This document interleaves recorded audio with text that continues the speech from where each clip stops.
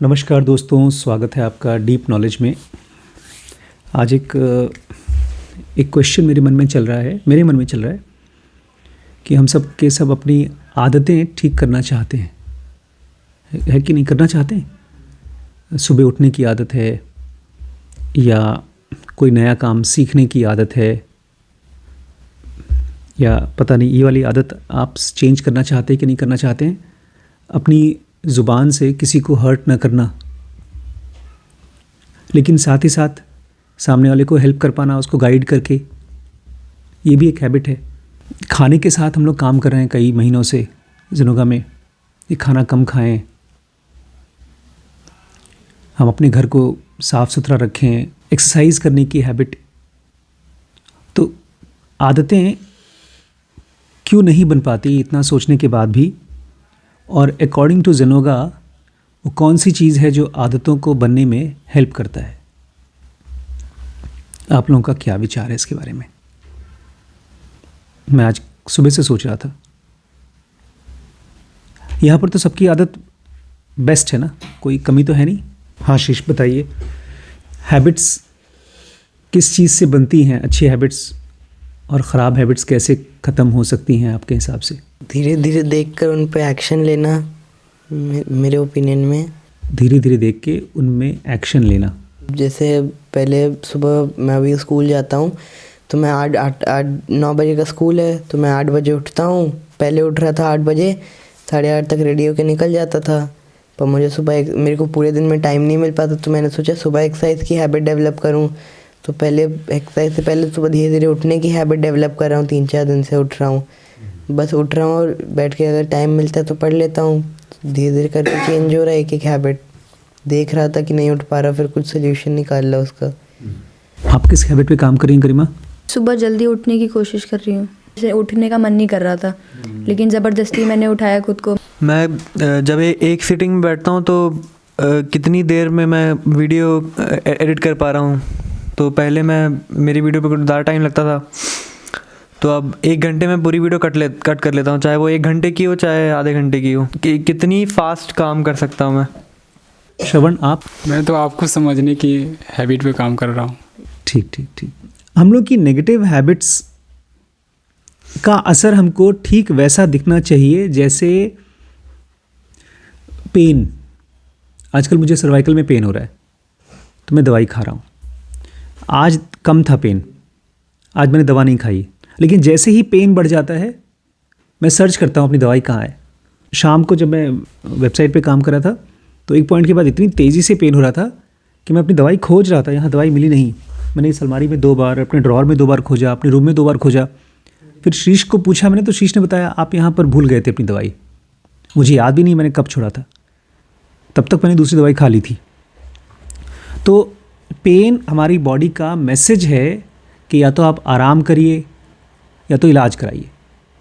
ठीक ऐसे ही नेचर का मैसेज है, अगर किसी को दुख मिलता है, कोई सफ़र करता है, तो वो अपनी लाइफ में से कुछ ठीक करे। अब जब हम हैबिट्स चेंज करने की बात करते हैं तो ज़्यादातर वो लोग बात करते हैं जो बहुत जागरूक हैं। नॉर्मल आदमी हैबिट्स चेंज करने की बात करता नहीं है। अगर किसी को गुटखा खाने की हैबिट है तो उसको कोई दिक्कत नहीं है, इनफैक्ट उससे तो उसका काम चल रहा है। हमारे यहाँ लड़का काम करता है, सफाई करता है जो, हाँ, वो तो गुटखा खा के ही काम कर पाता है। अगर किसी को गुस्सा आता है, हमारे यहाँ एक एम्प्लॉई है उसको बहुत गुस्सा आता है, तो उसकी ज़ुबान से गाली आराम से निकल जाती है और कभी उसको ये नहीं लगता कि मुझे गाली ख़त्म करनी चाहिए। अपनी हैबिट्स को चेंज करने का मन केवल उसी को करता है जो बहुत जागरूक है, और फिर वो देखना शुरू करता है अपनी नेगेटिव हैबिट्स को, लेकिन वो बदल नहीं पाता। जब मैंने अपनी नेगेटिव हैबिट्स को देखा तो बहुत टाइम तक मैंने स्ट्रगल किया, मैं जूझता रहा। सुबह उठने की हैबिट, पर जब ज़िनोगा आई तो उसने मुझे दिखाया, ज़िनोगा ने, कि आपकी नेगेटिव हैबिट का असर क्या है। आज की वीडियो में मैं आपको नहीं बताऊंगा कि कैसे आपको अपनी हैबिट बदलनी है। इसके ऊपर हमने पूरी एक सीरीज़ बनाई है, पूरी लंबी सीरीज़ बनाई है, हाउ टू चेंज हैबिट। हाँ, बहुत अच्छी सीरीज़ है वो। आज की वीडियो में मैं आपको एक शॉकिंग चीज़ दिखाना चाहता हूँ। ठीक ऐसे जैसे कोई आदमी किसी बड़े न्यूक्लियर प्लांट में काम करता हो, बहुत बड़ा पावर प्लांट हो, और वहाँ किसी बड़े मशीन में प्रेशर हद से ज़्यादा बढ़ जाए तो क्या होगा? एक्सीडेंट होगा। ऐसे ही ज़नोगा बताती है आपके बॉडी में से साइंस आते हैं, प्रेशर बढ़ जाता है जब रॉन्ग हैबिट्स, हाँ, और हमको जब सिम्टम्स मिलते हैं वो हमको बिल्कुल नहीं दिखते। अभी कुछ दिन पहले मैंने एक ट्रू स्टोरी की एक सीरीज़ देखी। भोपाल में एक गैस का बहुत बड़ा एक्सीडेंट हुआ था। उसमें एक ऐसी मशीन थी, उसमें प्रेशर जब बहुत बढ़ गया तो जो वहाँ पर काम करते थे वो गए अपने बॉस के पास। तो उस बॉस ने कहा मुझे परेशान मत करो, जाओ यहाँ से, मेरे पास कोई कंप्लेंट लेकर मत आना। सेफ्टी के लिए काम करना चाहिए था लेकिन नहीं किया। अभी हम लोग एक सीरीज़ बना रहे हैं सेम एज़ एवर। उसमें भी एक ऐसी एक्सीडेंट के बारे में बात हुई है। 1931 में यूएस में एक बिल्डिंग में आग लग गई। बिल्डिंग बहुत बड़ी थी, करीब 12-13 फ्लोर की, और उसमें आग लग गई। फायर ब्रिगेड वाले ऊपर तक पहुंच नहीं पा रहे थे क्योंकि उनकी सीढ़ियां मैक्सिमम 6 फ्लोर तक जा सकती थी। आग इतनी ज़्यादा लग गई कि लोग ऊपर से आग से बचने के लिए 6ठे फ्लोर, 7वें फ्लोर, 8वें फ्लोर, 9वें फ्लोर से कूद रहे थे। कुछ नहीं कर सकते थे, कूदते रहे। वो एक लेडी थी वहाँ पर नीचे, बोलती है लोग ऐसे कूद रहे थे जैसे बारिश हो रही हो, बूंदें गिर रही हो। और उसके बाद से उस औरत ने एक एजेंडा बनाया सोशल वर्क का। बाद में वो पहली वुमेन लेबर ट्रांसफॉर्मेशन का एक गवर्नमेंट में रूल बनवाया उसने। उसके पहले कोई लेबर लॉ नहीं था क्लियर। हम लोगों को जब एक्सीडेंट्स दिखते हैं ना, तभी हम कुछ कर पाते हैं। बहुत से जगहों पर बहुत एक्सीडेंट होते हैं, लोगों के घरों में सुसाइड हो जाते हैं। हर आदमी दिन में एक बार कम से कम डिप्रेशन के फेज में जाता है, लेकिन हमको पता नहीं चलता। मैं जैसे ही डिप्रेसिव लो फेज में जाता हूँ, मेरे ब्रेन में रेड कलर का सायरन बजने लगता है। ऐसे एक अंदर से ये क्या हो रहा है, ये क्या हो रहा है। ऐसा ही आपको भी होना चाहिए। आज मैं वीडियो बनाने से पहले सोच रहा था कि वीडियो बनाऊंगा, आप लोग सुनेंगे, उसके बाद जाएंगे और आपकी एक रूटीन चलती जाएगी। चेंज तो आएगा बट बहुत स्लो चेंज आएगा, शायद चेंज आए ही ना। इनफैक्ट हमारे माइंड का एक और क्वालिटी है, जब वो जान जाता है कि कैसे बदलना है तब वो अपने आप को बोलता है अब बदल लेंगे, जब बाद में बदलेंगे। वो प्रोक्रेस्टिनेट करता है।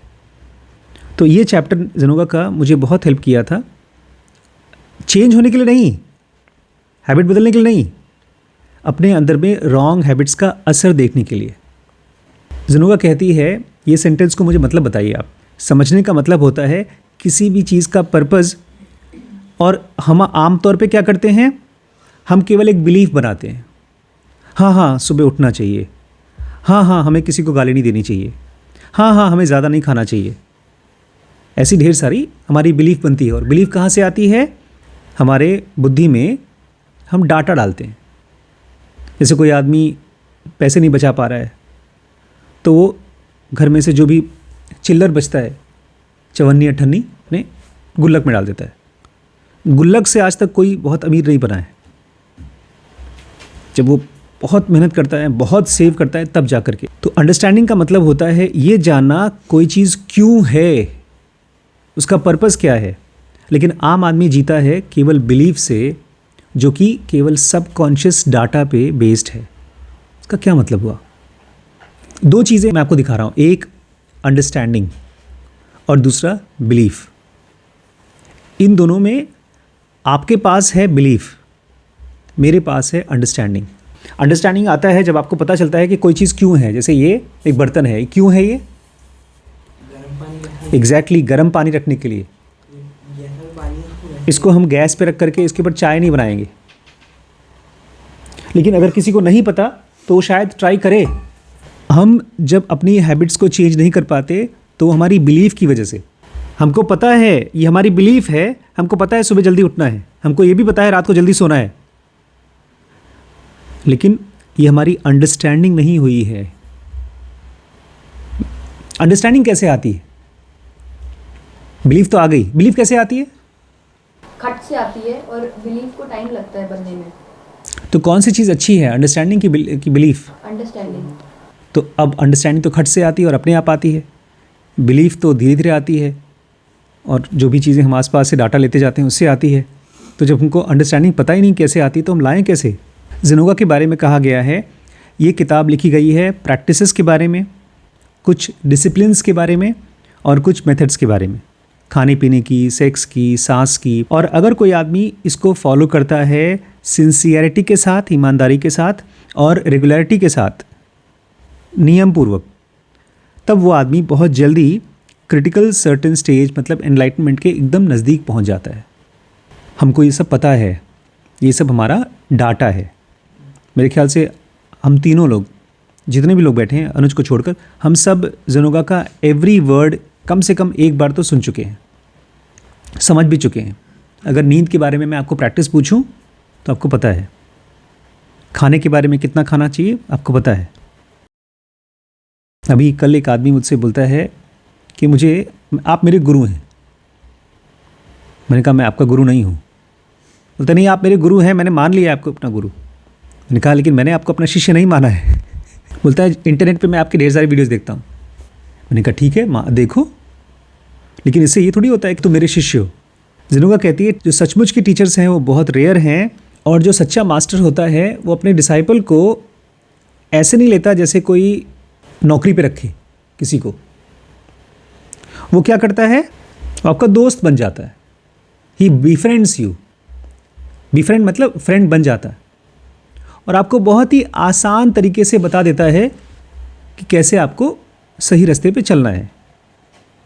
वो आपको गिल्टी फील नहीं कराता, आपको डांटता नहीं है। इसके साथ साथ वो आपको देता है स्ट्रेंथ और क्लैरिफिकेशन, ताकत देता है और क्लैरिटी देता है, ताकि वो आपको अंदर से मिले। क्योंकि अगर आप हमेशा अपने गुरु से ही क्लैरिटी लेते रहेंगे तो आप उसके ऊपर क्या हो जाएंगे, क्या हो जाएंगे गरिमा? डिपेंडेंट हो जाएंगे। इसलिए वो कोशिश करता है कि वो क्लैरिफिकेशन आपको अंदर से आए। जितना कोई आदमी पढ़ता है, जितना कोई आदमी सुनता है, जितना कोई आदमी डिस्कस करता है, उतना ही ज़्यादा वो कंफ्यूज्ड होता है। अभी तक मैं आपको वहाँ नहीं पहुँचा पाया हूँ कि कैसे आप अपनी गलत हैबिट्स के असर को देख सकें। इसके बाद ज़ेनोगा देती है एक मैजिक फार्मूला, एक मंत्र, और उसके बारे में कहती है ईश्वर खुद उसको रिपीट करते हैं बिना रुके। हम लोग सोचते थे बचपन में कि ईश्वर तो मंत्र या पूजा के असर को आंसर देते हैं, वो आराम से बैठे रहते हैं, सुपरमैन है वो। लेकिन ज़ेनोगा कहती है कि ये मंत्र वो मंत्र है जो ईश्वर खुद रिपीट करता है बिना रुके, और इसीलिए वो आदमी ईश्वर है। अगर कोई ईश्वर है और वो रिपीट नहीं कर रहा है तो ईश्वर नहीं है। जैसे कोई नदी है और वो बह नहीं रही है तो नदी नहीं है। अगर कोई सूरज है और वो सुबह नहीं उग रहा है, शाम को नहीं ढल रहा है तो सूरज नहीं है। और एक आदमी ईश्वर के सामने इतना छोटा दिखाई देता है क्योंकि वो इस मंत्र को रिपीट नहीं करता। इसलिए ऐ इंसान, इस मंत्र को रिपीट करो, इसको मेडिटेट करो और इसके बारे में बार बार सोचो। कौन सा मंत्र याद है? कुछ मंत्र बताने से पहले कहते हैं वो सभी लोग जो एनलाइटेंड हुए हैं, जो भी पहुँचे हैं, वो सभी लोग जिन्होंने भी इंसानों को गाइडिंग लाइट बने हैं, जैसे बुद्ध हैं, नानक हैं, राम हैं, जो इंसानों को रास्ता दिखाते हैं, उन्होंने बहुत ईमानदारी से इस मंत्र को रिपीट किया है और इसके ऊपर मेडिटेट किया है। ये एक ऐसा गाइड है जो कभी फेल नहीं होता। इस फार्मूला को वेनरेट करो। वेनरेट मतलब, वेनरेशन मतलब होता है बहुत ज़्यादा इज्जत दो। रिस्पेक्ट से भी ज़्यादा इज्जत को बोलते हैं वेनरेट। भक्ति के साथ अपने दिलो दिमाग पे रखो। हम लोग यहाँ पर स्टडी कर रहे हैं कि वो कौन सी साइंस हैं जो गलत हैबिट्स की दिखती हैं। सिगरेट का कैंसर तो बहुत सालों बाद आता है, 20 साल बाद आएगा। ज़ेनोगा तो तुरंत वाली बताती है जो आदमी सुबह उठकर ब्रश नहीं करता, बिना नहाए बाहर जाता है, उससे उसकी हैबिट बदलती नहीं है। आप समझिए, यहाँ किसी एक हैबिट के ऊपर बात नहीं हो रही है, ये इन जनरल गलत हैबिट्स का असर क्या होता है वो दिखा रहा हूँ मैं। थोड़ा सा सब्र रखिए। मुझे आज याद आया, जब मैं योगा कर रहा था तो मुझे याद आया, एक सिंपल मंत्र है जिसको भगवान खुद रिपीट करते हैं, what is the purpose of life and birth. ये मंत्र है, इसको भगवान खुद रिपीट करते हैं। कब कब रिपीट करते हैं? जब भी आप कुछ कहते हैं, कुछ सुनते हैं, कुछ पढ़ते हैं, कुछ प्रैक्टिस करते हैं, कुछ सोचते हैं, कुछ इंटेंड करते हैं, कुछ करने का सोचते हैं, या आप जब पजल्ड होते हैं या बैफल्ड होते हैं, जब थोड़े बहुत कंफ्यूज्ड होते हैं या बहुत ज़्यादा कंफ्यूज्ड होते हैं, जब कभी आप संकोच करते हैं या जब कभी कुछ चाहते हैं, आप कुछ जानना चाहते हैं, आप ये जानना चाहते हैं राइट क्या है, रॉन्ग क्या है, जब भी आप किसी को एडवाइस देते हैं, जब भी आप किसी को लीड करते हैं, जब भी आप फिलोसोफाइज करते हैं, मतलब किसी को समझाते हैं, तो आप ये पूछिए व्हाट इज़ द पर्पज़, इस घटना का पर्पज़ क्या है। ये इतना ज़्यादा हर मोमेंट पे पूछने के लिए कह रहे हैं व्हाट इज़ द पर्पज़। जैसे हमने कल पढ़ा था कि हमारे थॉट्स चालाकी करते हैं। अगर हमें ऐसा थॉट आ रहा है कि ये बहुत ज़रूरी चीज़ है इसलिए हम कर रहे हैं, जैसे अगर हम पूछते हैं कि व्हाट इज़ द पर्पज़ और दिमाग में थॉट आ रहा है, अरे भाई ये तो ज़रूरी ऐसे ही होना चाहिए, उसने मेरे साथ ऐसा किया इसलिए मैं बोल रहा हूँ। एक बड़ी कमाल की चीज़ होती है हमारे माइंड में, जब वो चलता है तो चलता है, वो चलता है और वो चलता है, वो चलता है और चलता है। जब आप उसको रोकते हैं और पूछते हैं क्यों, तब वो सोचता है। कोई और पूछता है तो उसको समझा देता है, जस्टिफाई कर देता है। लेकिन जब हम खुद से पूछते हैं, मैंने अपने आप से पूछा आज कि मैं योगा कर रहा हूँ और मुझे योगा करने में मन क्यों नहीं लग रहा है, ये मेरा सवाल था जब मैंने इस वीडियो के बारे में सोचा आज। तब मुझे इसका याद आया कि अच्छा उस चैप्टर में इसका आंसर दिया हुआ है, purpose of birth and death में दिया है इसका आंसर। आज दिन भर में मैंने बहुत कम काम किया। आज मुझे अपनी कंपनी का एक पेपर तैयार करना था, तहसील लेकर गया मैं, और वहाँ से फिर वापस आया, मेरा काम हुआ भी नहीं और मैं उसको कर भी नहीं पाया कि मेरा कम काम क्यों हो रहा है। तो मैं परेशान हो रहा था और फिर मैंने अपने आप से पूछा क्यों, ये परेशान होने का पर्पज़ क्या है आशीष शुक्ला, इस परेशानी का पर्पज़ क्या है। जब मेरी बहस होती है डॉक्टर रिम्पी से तो मैं अपने आप से क्या पूछता हूँ, इसका पर्पज़ क्या है, किस चीज़ का, ये बहस का, ये बहस का, इस दुखी होने का। जब मेरे मन में आता है कि मैं बच्चों को डांट दूं, तो उसी तुरंत बाद मेरे मन में ये भी आता है कि इसका पर्पज़ क्या है, कि डांटने से वो ट्रांसफॉर्म होंगे। आप लोग कहते हैं बड़े पापा मम्मी से कम डांटते हैं, सच है ना। वो इसीलिए क्योंकि जब मेरे मन में डांटने का मन करता है तो मैं क्या पूछता हूँ, इसका पर्पज़ क्या है, क्यों, इससे क्या होगा। एक तरह से ये सवाल आपको हेल्प करता है प्रेशर कुकर का सीटी की तरह। हम भर जाते हैं अपने थॉट्स से, इमोशंस की हवा से, हमारे थॉट्स में इमोशंस की हवा भर जाती है। अब बड़ी मम्मी ने आपको फ़ोन किया, अरे तुम स्कूटी पे लेकर गई हो, तुम्हें पता है बीमार हो जाएंगी वो थॉट्स का इमोशन से भरा हुआ एक प्रेशर था, उन्होंने आपको रिलीज़ किया। अगर उन्होंने पूछ लिया होता अब डांट कर क्या फ़ायदा, ये किस लिए डांट रहे हो, तो वो बोलती नहीं। वैसे मंत्र ये है कि जब भी आप कुछ कहने का सोच रहे हैं तो अपने आप से पूछिए कि ये जो मैं कहने वाला हूँ ये मुझे अपने पर्पज़ के, अपने काम के नज़दीक ले जाएगा या उससे दूर ले जाएगा। अब मुझे मन किया रात को 1 बजे कि मैं फ़िल्म देखना शुरू करूँ, लेट हो जाएगा फिल्म देखेंगे, तो उसको अगर याद आ सके तो देखने से पहले पूछिए कि ये एक्टिविटी मेरे पर्पज़ के और मेरे बीच में एक दीवार खड़ी करेगा या दीवार को ख़त्म करेगा। जब आप कोई नेगेटिव चीज़ कर रहे हैं, धीरे धीरे आप उसके पहले पूछ पाएंगे कि अगर मैं इस काम को करता हूँ तो मैं जहाँ हूँ और जैसा हूँ वैसे ही रह जाऊँगा या अपने पर्पज़ के पास पहुँचूँगा। ये एक तरह का ब्रेक और एक्सीलेटर है, दोनों चीज़ है। जब आप कुछ करने वाले हैं, अगर वो अच्छी चीज़ है तो आप और तेज़ी से करेंगे। आपको पता है रावण ने ढेर सारी चीज़ें सोची थी, उसमें से एक चीज़ सोची थी कि धरती से आसमान तक मैं एक सीढ़ी बनाऊंगा। हाँ, स्वर्ग तक, हाँ। और बाद में वो भूल गया, पोस्टपोन कर दिया। ये धरती से स्वर्ग तक सीढ़ी बनाने का मतलब क्या है, एक एनलाइटेंड होने के लिए कोई किताब लिखूंगा, मैं कोई ज्ञान की बात इकट्ठी करूँगा। लेकिन उसने फिर एक और थॉट सोचा कि मैं अपनी बहन का बदला लूँगा, और उस थॉट के ऊपर उसने एक्शन ले लिया। अगर वो ज़ेनोगा पढ़ा होता तो वो एक्शन नहीं लेता सीता का हरण करने के लिए। इसके बाद ज़ेनोगा कहती है, बहुत अच्छे शब्द हैं, हम आपको याद दिलाना चाहते हैं। अगर आपको किसी को बदनामी करना है, बेइज्जत करना है, किसी को डांटना है, तो उसको करो मत, उसको बदनाम मत करो, उसको डिफेम मत करो। उन चीज़ों को लिख दो। उसको लिखो समंदर के, नदी के बगल में जो रेत है उसके ऊपर। रेत के ऊपर क्यों? ताकि वो बह जाए। वो थॉट्स अगर आपके मन में है तो उसको जाने दो। अच्छा, ये जो रेत पर लिखने वाली बात चल रही, पता है क्यों कह रहे हैं?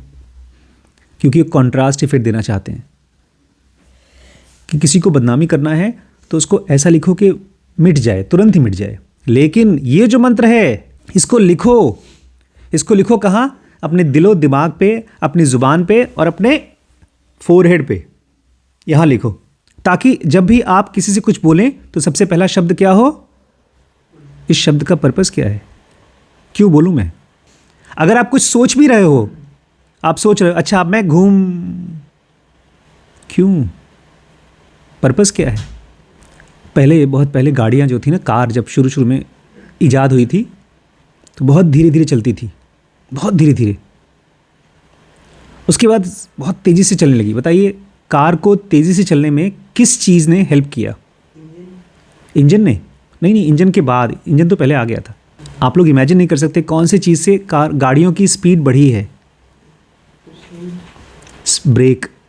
जब तक ब्रेक नहीं था, लोग भैया धीरे धीरे चलाते थे। ब्रेक आ गया तो आदमी तेज़ी से चलाना शुरू कर दिया। ये आपके माइंड का ब्रेक है जब कोई गलत चीज़ करने वाले हैं, गलत चीज़ सोचने वाले हैं, तब भी ब्रेक आ गया। तो ज़ेनोगा कहती है, जब भी कोई चीज़ तुम सोच रहे हो तो सबसे पहले यही शब्द सोचो, पर्पस क्या है। जब भी तुम कोई चीज़ चाहते हो तो सबसे पहले यही चीज़ चाहो कि पर्पस क्या है। और अगर मान लो तुम किसी को कुछ समझाना चाहते हो, भाई सुनो, बहुत अच्छा एक WBX का कोर्स आया है या एक बहुत अच्छी फिल्म आई है, उस फिल्म से पहले उस आदमी को क्या बताओ? सुनो भैया, जो तुम कर रहे हो उसका पर्पस क्या है। कुछ भी काम आप करना चाहते हो उसके पहले यही चीज़ आए, what is the purpose of this. कोई आपके पास आए, अरे सुनो एक बहुत नई चीज़ आई है मेरे पास, एक नया सिगरेट आया है, नया शराब आया है, या नई फिल्म आई है, नया कपड़ा आया है, नया डिश आया है, खाने में बहुत टेस्टी चीज़ आया है, तो उसके लिए सबसे पहले आप क्या बोलें, क्या सोचें? What is the purpose. और अगर आपने ये एटीट्यूड रखा तो वो जान जाएगा, इसके पास मत जाओ यार, ये तो वही आदमी है। वो पूछेगा क्यों कर रहे हो। हम लोग सब शादी में गए, वैभव नहीं गया क्योंकि उसको पता था पर्पस क्या है वहाँ जाने का। मौज मस्ती करके पेट में ठूस करके आओगे खाना, और क्या। अगर आप गाड़ी चला रहे हैं और गाड़ी बहुत तेज़ी से चल रही रोड पे, और जहाँ उसको नहीं रुकना चाहिए वहाँ पर आपने ब्रेक लगा दिया, तो ब्रेक हटा दीजिए, गाड़ी चलाइए। ये इतना बढ़िया ब्रेक है, इतना बढ़िया मंत्र है कि इसको जब आप एक्सपेरिमेंट करेंगे तो जहाँ लगाना है आप वहीं लगाएंगे। आप कहीं जा रहे हैं, कोई बीमार आदमी है, उसको डॉक्टर को दिखाने जा रहे हैं, आपने पूछा अपने आप से व्हाट इज़ द पर्पस। मेरे ख्याल से आपका माइंड ये तो नहीं कहेगा अरे छोड़ो यार बैठो टाइम वेस्ट होगा। दिखाएंगे ना उसको कि नहीं दिखाएंगे? दिखाएंगे। लेकिन अभी तक वहाँ नहीं पहुँचा हूँ मैं। कहाँ? कि नेगेटिव हैबिट्स का असर कैसे दिखता है लाइव में। 24 घंटे में अगर आपने कुछ नेगेटिव हैबिट रखी है तो उसका असर अभी पहुँचे नहीं हम लोग। ज़ेनोगा कहती है इस दुनिया में कोई चीज़ किसी भी कीमत की नहीं है, हर चीज़ ख़त्म हो जाएगी। केवल एक ही चीज़ का कीमत है कि आपने अपनी ज़िंदगी को कितने अच्छे से जिया है। अच्छे से का मतलब डिफ़ाइन किया है। अच्छी लाइफ का मतलब है एक लाइफ ऐसी जी गई हो, इतने अच्छे से जी गई हो हर स्टेप पर कि आपकी पर्पस ऑफ लाइफ निकल के आए। अगर आप एक पौधे के बीज हैं तो आपने अपने आप को ऐसे जिया हो कि आपके बीज में से निकले एक फ्लावर, आप वो बने जिसके लिए आप पैदा हुए हैं। और ये जो लाइफ होती है ना, ये खाली मियर गुडनेस की नहीं है। मियर गुडनेस मतलब थोड़ी देर की खुशी। खुशी नहीं, गुडनेस इज़ नॉट खुशी। अच्छा कम, थोड़ा बहुत अच्छा, उसको हम लोग चीट डे बोलते हैं खाने में। आज चीट डे है, आज आराम कर लेते हैं, वो मियर गुडनेस है कि अपने को पता है अच्छा, लेकिन आज ना करें तो कोई बात नहीं। उसके बदले आपको चाहिए रियल गुडनेस, जिसमें कि आपका पर्पस ऑफ लाइफ ट्रांसलेट होके हर मोमेंट पे निकल के आए। इसी चीज़ को इकबाल ने, जिन्होंने पाकिस्तान का नाम पाकिस्तान रखा था, उन्हें पता है पाकिस्तान का मतलब क्या होता है? पवित्र, पवित्र लैंड, प्योर लैंड, उसका मतलब था पाकिस्तान। इकबाल शायर ने उसके बारे में कहा था, और उसी शायर ने ये भी कहा था कि ए इंसान, अपनी ज़िंदगी को इतने अच्छे से जियो, मतलब ऐसा जियो कि लोग तुमको देख करके एग्जाम्पल कहें, अरे यार वैसे बनो कि भगवान खुद तुमको देख कर कहें, अरे यार तुम्हें क्या चाहिए बताओ। इसके बाद जनोगा कहती है 4 चीज़ों के बारे में बात मत करिए। ये 4 चीज़ें तो किसी को भी पूछना ही नहीं है। कर्म क्या है, लाइफ आफ्टर डेथ क्या है, रीबर्थ क्या है, गॉड क्या है, क्रिएशन क्या है। ये सब जो बड़ी बड़ी बातें होती हैं, स्पिरिचुअल बातें, ये सब आप बच्चों के साथ न मत करिए प्लीज़, जो मैं कर रहा हूँ आपके साथ। क्यों मत करिए? बच्चों के साथ मतलब नॉर्मल आदमी को इसके बारे में पूछना ही नहीं चाहिए। ये वो चीज़ें हैं जो अंदर से अनुभव करना चाहिए, नहीं तो वो जाएगा बाहर और दूसरों को शो ऑफ करेगा। या तो शो ऑफ करेगा, या तो वो आपको बोलेगा पागल आदमी है, दुनिया की प्रैक्टिकल चीज़ें तो जानता नहीं है और बड़ी बड़ी बातें करता है। वो आपको स्टैम्प करना शुरू कर देगा। जनोगा कहती है अगर इन चीज़ों के बारे में आपको बता भी दिया गया, समझा भी दिया गया, तो भी आप समझ नहीं पाएंगे, क्योंकि आपका ब्रेन अभी तक उतना डेवलप ही नहीं हुआ। और अगर आप समझ भी गए तो आपकी अपनी पर्सनल लाइफ में कोई प्रोग्रेस नहीं होगा। अगर आपको मैं बता दूं कि पूरा ब्रह्मांड का एरिया कितना है, तो उससे कोई फ़र्क नहीं पड़ेगा। कैसे पता चलेगा कि आपकी नेगेटिव हैबिट्स का रिज़ल्ट क्या है? कैसे आप बैरोमीटर चेक करेंगे? आप ये कहेंगे कि नींद का टाइम क्यों आप हमको बता रहे हो कि कितने बजे सोना है, कितने बजे उठना है? खाना कम करने के लिए क्यों बोल रहे हो? आप कहेंगे कि मैं 3 स्टेप ब्रीदिंग करता हूँ, मैं अपने ड्रिफ्ट को भी देख लेता हूँ, और मैं कभी कभी करेक्टिव मेथड्स भी, पूजा पाठ भी कर लेता हूँ। आप नींद के बारे में मत बोलिए कुछ, मुझे अपने टाइम से सोने दीजिए। और जो कुछ भी आप प्रैक्टिस बता रहे हैं वो सब मैं कर लूँगा। रोज़ क्लास में तो बैठता हूँ। पता है क्या बोल रहे हैं बहुत से बच्चे, इनफैक्ट सारे बच्चे आजकल तो, बहुत सारे बच्चे स्कूल जाते हैं, पढ़ाई करके आते हैं, लेकिन जब उनको बोलो बेटा टाइम से उठो, सही खाना खाओ, तो बोलते हैं बस इतनी तो फ्रीडम मुझे दो कि मैं अपने हिसाब से खा सकूं और सो सकूं। बात लॉजिकल है, लेकिन ये असल में बात ये है, एक थर्मामीटर सोचिए, एक बड़ा सा थर्मामीटर है, इसमें ये 0 है, ये 50, ये 100, ये 150 और ये 200। दिख रहा है? इसमें नॉर्मल है 0। हम लोग का नॉर्मल माइंड का, हैबिट का थर्मामीटर है 0। अब इसमें मान लीजिए एक सेफ्टी पॉइंट है, हमारी हैबिट का सेफ्टी पॉइंट, और अगर उस सेफ्टी पॉइंट के बियॉन्ड टेम्परेचर गया, हैबिट का टेम्परेचर, तो ब्लास्ट हो जाएगा। समझ में आ रहा है? तब तो एक वाल्व होना चाहिए। वाल्व समझते हैं?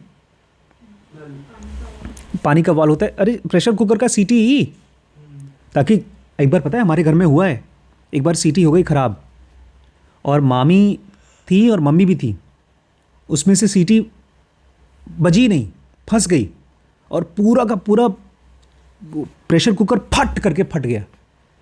वो अगर उनके पास होती तो उनका सर फट गया होता, पूरा छत पे जाके गिरा, और प्रेशर कुकर का जो ढक्कन था वो मुड़ गया, इतना ज़्यादा प्रेशर था उसमें। आपको पता है प्रेशर से क्या क्या चीज़ें चलती है दुनिया में? पूरी की पूरी ट्रेन चलती है, स्टीम इंजन। इसलिए वाल्व रखा जाता है कि जैसे ही नॉर्मल टेम्परेचर के बियॉन्ड जाए तो कम से कम प्रेशर निकल जाए। ये क्लियर हो गया कि वाल्व होना चाहिए। ऐसा वाल्व हमारे बॉडी में भी है।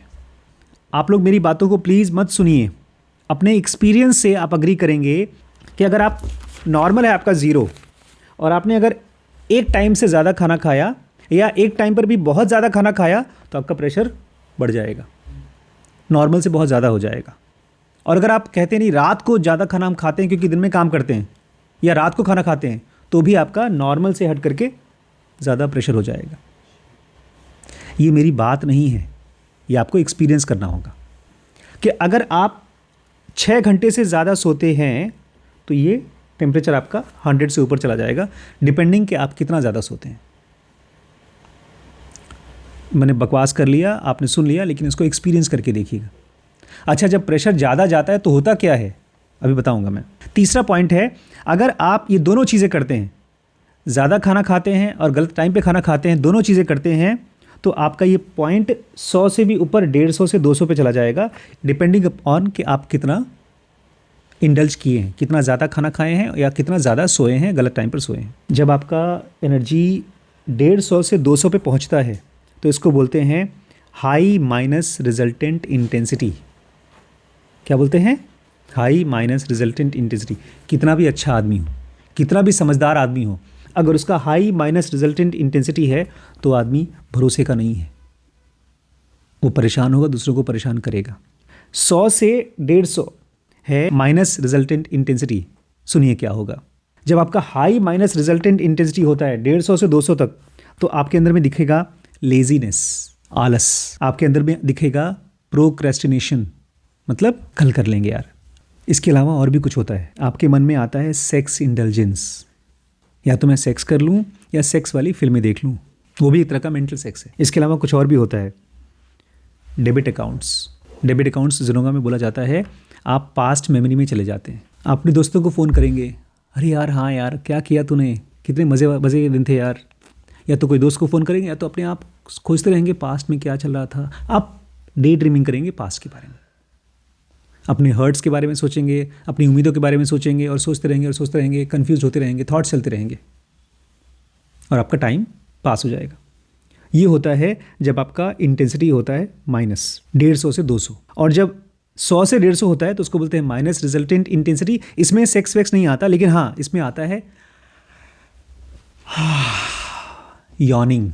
दिन भर आपको नींद आती रहेगी, जवाई लेते रहेंगे आप, आपको डे ड्रीमिंग आएगा, सोचते रहेंगे हाँ पता नहीं क्या हो रहा है मेरी लाइफ में, अच्छा क्यों नहीं हो रहा कुछ, कोशिश तो करता रहता हूँ, रोज़ क्लास में बैठता हूँ। आपके लाइफ में आएगा एब्सेंट माइंडेडनेस। एब्सेंट माइंडेडनेस, दवाई उठाया, वहाँ से गए शीश के रूम में रख दिया और भूल गए। अभी तो चाबी यहाँ रखी थी, कहाँ रखी है? मैंने आज सुबह वैभव को बोला मेरी चश्मा लेकर आ, और चश्मा कहाँ रखा था ना, मेरे इस जैकेट की जेब में रखा था, भूल गए। एब्सेंट माइंडेडनेस, इसका मतलब मैं 100 से 150 के रिजल्टेंट इंटेंसिटी में था। इसमें और भी चीज़ें होती हैं, इसमें सेक्स नहीं होता बट विलिंगनेस टू सेक्स होता है। Sex versus willingness to sex, क्या डिफरेंस है? एक में आप चालू करते हो, देखते हो, और एक में आपको लगता है देख लें यार, एक में विलिंगनेस है, शायद आप करोगे नहीं। ये डिफरेंस है 100 से 150 के बीच में। इसे बुखार होता है, किसी को बहुत तेज़ बुखार होता है तो उसके ब्रेन पे ज़्यादा असर होता है, पता है? जब ज़्यादा बुखार हो जाता है ब्रेन, उसको ब्रेन फीवर बोलते हैं, मर सकते हैं इंसान। बहुत से लोग मर जाते हैं। इसीलिए जब ज़्यादा फीवर होता है तो दवाई के साथ साथ उसको हम पट्टी डालते हैं, ठंडा पट्टी डालते हैं, और अगर तभी बुखार नहीं उतरा तो उसको ठंडा पानी में डालते हैं, उस आदमी को बर्फ़ में डाल देते हैं ताकि उसकी बॉडी का टेम्परेचर कम हो जाए। तो जब बहुत ज़्यादा आपका प्रेशर हो गया, रिजल्टेंट इंटेंसिटी माइनस हो गई, तो आपको होगा आलस, आपको होगा प्रोक्रेस्टिनेशन, आपको होगा सेक्स इंडल्जेंस, आपको होगा लॉट्स ऑफ पास्ट थिंकिंग। और जब थोड़ा कम माइनस इंटेंसिटी होगा तो आपको होगा day dreaming, willingness to sex, indulgence. ये सब चीज़ें साइंस हैं कि आपने अपनी जो हैबिट, 2 हैबिट खाली है, सही टाइम पर सोना और खाने को धीरे धीरे कम करना।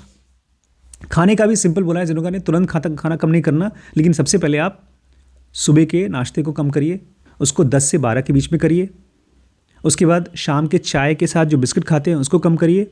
उसके बाद धीमे धीमे दिन में केवल 1 बार खाना खाइए 10 से 2 के बीच में, और इसी बीच में आप रात के खाने को कम करते जाइए। और एक पॉइंट के बाद अपनी बॉडी को ऐसा कर लीजिए कि 24 घंटे में आप 1 बार खाएं। इसको शायद 6 महीने लगे, साल भर लगे, 2 साल लगे, 3 साल लगे, 10 साल लगे, बट इसको धीमे धीमे करिए। भूख लगे तो खाइए, भूखों मत मरिए, बॉडी में मसल मास नहीं तो ख़त्म हो जाएगा। बट धीमे धीमे अगर आप अपने आप को क्रिटिकल सर्टेन स्टेज के पास ले जाना चाहते हैं तो आप अपने भोजन के साथ काम करिए। और ठीक ऐसे ही आपको अपने स्लीप के साथ काम करना होता है। रात को 12 से लेकर 5 बेस्ट टाइम है सोने का, और इक्वली गुड है 11 से 12, 12 से 5, 5 से 6, मतलब रात को 11 से लेकर के सुबह 6 बजे तक का timing of sleep is the best time sleep. इसके बाद अगर आप सोते हैं तो आपकी अलग अलग बॉडी में कलर्स दिखाई देते हैं आपकी ऑरा के, आप ज़्यादा वल्नरेबल होते हैं अलग अलग चीज़ों के लिए। और यहाँ पर हमने पढ़ा कि अगर ये दोनों हैबिट्स आप ठीक नहीं कर पाते हैं तो आपकी बॉडी में ऐसा होता है जैसे कि प्रेशर रिलीज होता है। बिजली को पता है बार बार एमसीबी गिरती है, बार बार एमसीबी गिरती है, पता है क्यों गिरती है? कि एकदम ओवरलोड होके पड़ती। हाँ, अगर ओवरलोड हो जाए तो पूरे घर के सामान खराब ना हो जाए। ठीक ऐसे ही हमारी बॉडी जानबूझ के वो सेक्स कराती है, वो जानबूझ के, क्योंकि हमने ज़्यादा खाना खा लिया, बॉडी में ज़्यादा एनर्जी इकट्ठी हो गई, इमोशंस इकट्ठे हो गए, तो उसको सेक्स के ज़रिए, गुस्से के ज़रिए खाली करती है। हम लोगों को लगता है कि हम अपनी मर्ज़ी से सेक्स कर रहे हैं। जब आप कम खाने की हैबिट में होंगे और राइट टाइम पर सोने की हैबिट में रहेंगे तो आपके बॉडी में एक चीज़ की मात्रा बढ़ती जाएगी। वो कौन सी चीज़ है? अवेयरनेस। प्लस रिजल्टेंट इंटेंसिटी, जिसमें आपकी अवेयरनेस बहुत हाई होती है। आप डिसीजंस सही ले पाते हैं। आप कुछ पढ़ना चाहते हैं तो बारीकी से खोजना चाहते हैं। उसके पहले बॉडी इतनी ज़्यादा ओवरलोडेड होती है एनर्जी से, अगर आपने ज़्यादा टाइम खाया है, गलत टाइम पर सोए हैं, कि बॉडी से बोले कि अब बस करो यार, अब नहीं पढ़ा जा रहा है, थक गया मैं काम कर करके। जैसे कल गरिमा बेचारी रो रही थी अपने प्रोजेक्ट का काम करने के लिए। हम सब के पास वही माइंड है, लेकिन वो माइंड को जब हम कहीं अप्लाई करते हैं, पीछे है पावर ऑफ रॉन्ग हैबिट्स, और वो बार बार ब्लास्ट होकर के निकलती रहती है। गिल्ट के फॉर्म में निकलती है, रोने के फॉर्म में निकलती है, गुस्से के फॉर्म में निकलती है, इंटेलिजेंस के फॉर्म में निकलती है। कल मैं आया था गरिमा के रूम में 2 बजे, गरिमा ऐसे करी थी, पता है क्यों? पिक्चर देख रही हूँ। लेकिन रात को 2 बजे पिक्चर देख रही तू? फिर मैं चला गया वहाँ से, क्योंकि जब मैं इसको डांटने वाला था तो मैंने क्या बोला अपने आप से, what is the purpose of this. फिर मैं निकल गया वहाँ से। ये सब चीज़ें आप प्लीज़ भूल जाइएगा आज के बाद। इसको प्रैक्टिस से देखिएगा, एक्सपीरियंस करके देखिएगा कि इसका कोई असर होता है। क्योंकि मैंने कहा ना, ये बहुत सोफिस्टिकेटेड चीज़ है। हम लोग इतने दिनों से पढ़ रहे हैं, दिमाग में बात जाती है, उड़ जाती है, थोड़ी बहुत बचती है, फिर निकल जाती है। ये पूरी बॉडी का स्लीप और फूड बहुत इंपॉर्टेंट पार्ट है। अगर ये 2 हैबिट ठीक कर लिया तो बहुत सी हैबिट्स आपकी ऑटोमेटिकली ठीक हो जाएंगी। यही चीज़ मुझे आज बताना था।